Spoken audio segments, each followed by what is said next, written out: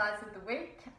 This week it's something we've covered before, but it's come to my attention yet again. I just did an article on Eventa Bettina Hoy, and she was talking about it as well, so I thought maybe it's time to do another video.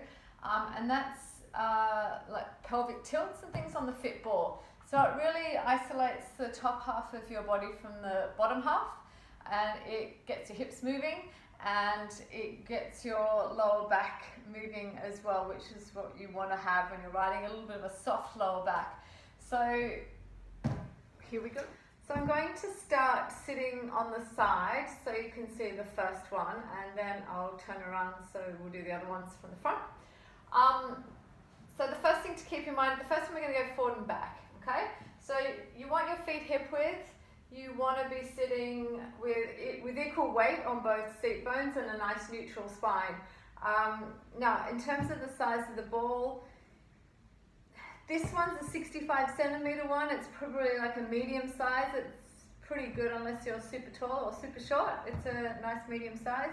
Other than that, you might want a 55 centimeter or a 70, but get one that you can have your thighs almost horizontal, almost parallel to the ground, but so you can keep your feet on the ground and you're nice and comfortable, and you're not closing the angle up in your hip too much. Okay, so here we are. Sit nice and square, and we're just tilting the pelvis forward and back. Okay, now if you have a tendency to be like that anyway, you're going to want to focus on the forward part of that movement.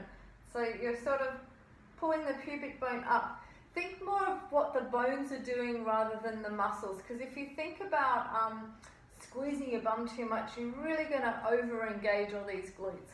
So just try to use the least amount of muscles as possible.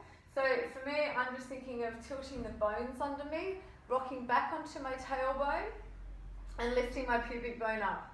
I'm trying to keep my shoulders really square, and I'm not doing this. So you don't want to be doing that.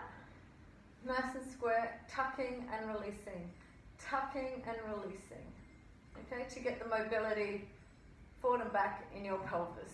Okay, so the second variation is side to side. So again, where do you put your hands? You can put it on the ball, on your hips, on your shoulders, somewhere that it's going to bring awareness to what you're trying to work. So on the hips, you want to bring the hip up to your rib cage, not the rib down to your hip. Okay, there is a difference. So the hip to your rib. Now make sure you're not doing interesting things with your shoulders. So they've got to be still, so you might then want to put your hands on your shoulders to make sure they're not moving, and then just lift the hip up. Lift the hip, hitch it up. So you might find one side you go further than the other. You might be really going up on the right and a little bit on the left. Just bring awareness to it, and the side that you find most difficult, you might want to do some extras, okay? Then the next one, we're going to do full circles. So you're really working in all directions. Again, I'm trying to keep my shoulders still, and it's as if I've got two separate parts of my body, from my waist up and my waist down, and I'm really working it, and the top half is really still, like you're, I don't know, belly dancing, something like that. Not that I could claim to be a very good belly dancer. So just moving your pelvis around like that. Okay, so again, don't cut corners. If there's one part that you find hard to get into, just take your time, keep it slow, and try to go all the way around the circle and not just cut corners.